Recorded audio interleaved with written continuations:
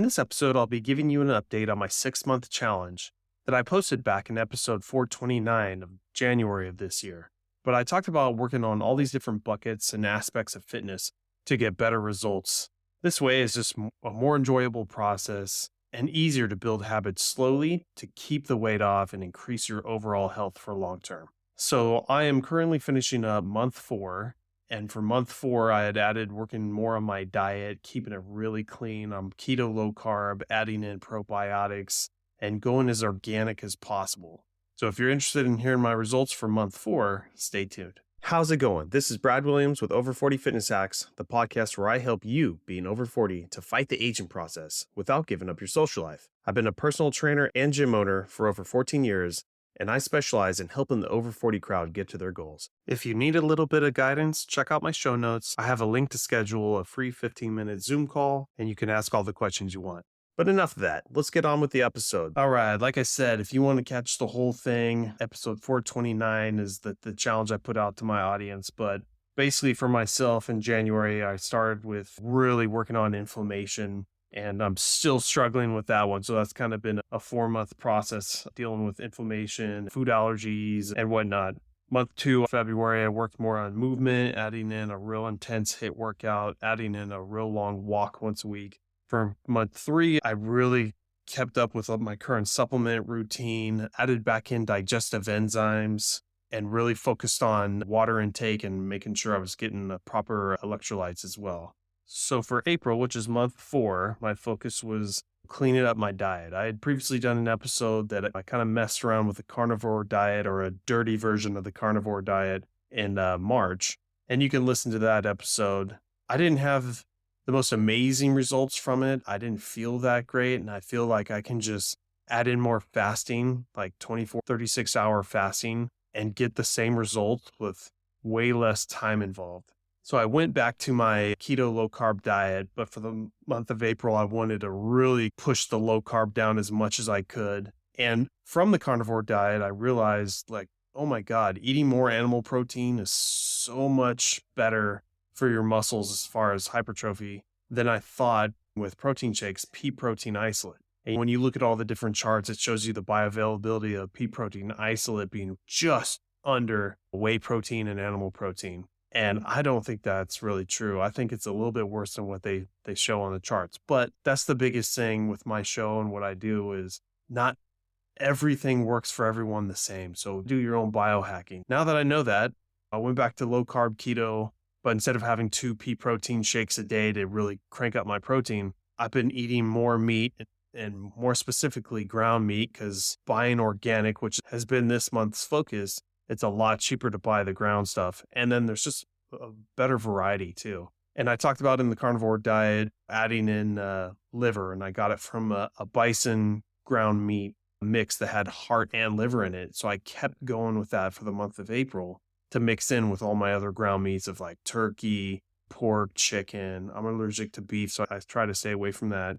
And just really keeping my carbs low. If I'm going to have carbs, they got to be low net carbs, which is sunflower seeds mixed with pumpkin seeds, having fruit that is mostly just berries, strawberries, blueberries, raspberries, blackberries.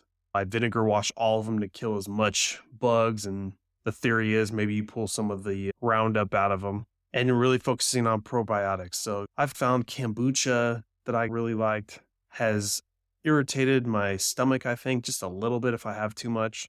So I've toned that down and pulled in sauerkraut. Now, I didn't think I'd like sauerkraut because I've tasted it before, but you do all this research on probiotics and which ones are the best for you and all that. And for the real foods, everyone is pretty much across the board saying that sauerkraut, kimchi is the top 2 because they have a lot of probiotics and prebiotics built into it. And kimchi, I just can't find one that I really like. And the sauerkraut, I tried it again, and tell you the truth, it's not that bad.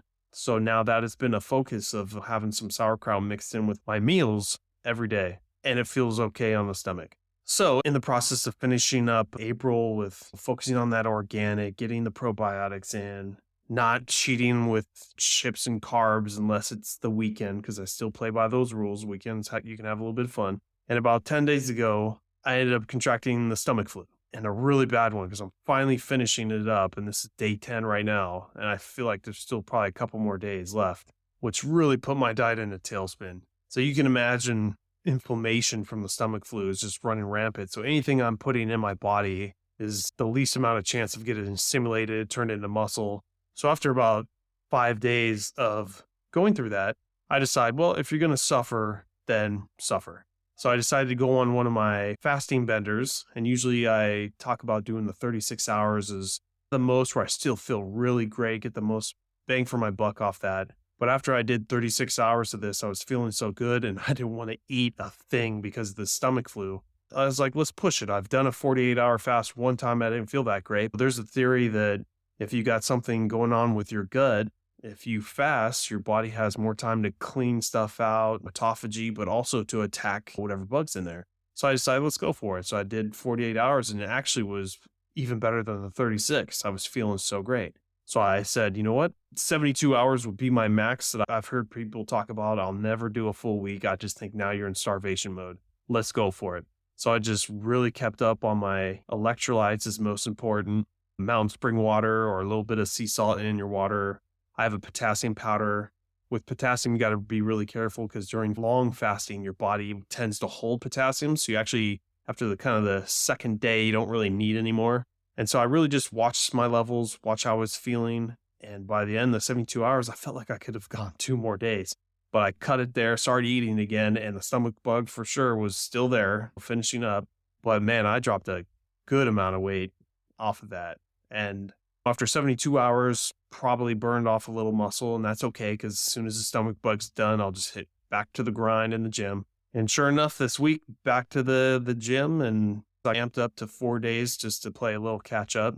Feeling good in the gym, feeling better and better with putting a little bit more food in. And so that's the thing. I capitalized on something bad that had happened to me and then quickly reverted back to my routine. And so for the last 6 days of this month, really focusing back on getting as much protein as I can organically, only having like one pea protein shake. I've already started back in the probiotics, all my pills and supplements, and I've only gained a few pounds back, but definitely had a significant drop in weight for the month of April, which feels like it's cheating because the stomach flu did a little bit of work for me. But the name of the game is every now and then you get a freebie. Can you hold it off? And that's what this whole challenge is about: baby steps, getting better routines, and holding your gains, not yo-yo dieting back up. So I think I crushed it for the month of April, feeling finally better. Got to finish off the month strong with getting my workouts back in and high intensity stuff. And for month 5, we'll start working on sleep. So for month 6, which will be working on stress, and like I said, I don't have much, but I have a few techniques of going on morning walks after dinner and cutting electronics out. But for month 6, if I feel like I am a little bit too far off from my goal weight, which is 195 to 200, then all I'm going to do is just go back to my previous months of inflammation, movement, supplements, dieting, and sleep, and I'll just amp up anything I feel like is going to take me home all the way. So I'm feeling good. I hope any of you that are listening that are doing this with me, that you're staying on this. Don't kill yourself. There's still a couple months left. Any of you new listeners or people that didn't do the challenge or want to start, we'll go back to episode 429, get the whole lay of the land of the 6-month challenge, and kind of just start it on your own. That's okay. Okay, so always I have a link in my show notes for a free 15-minute Zoom consultation just to see if I can point you in the right direction if you're interested. Other than that, thanks for listening, and I'll catch you on the next one.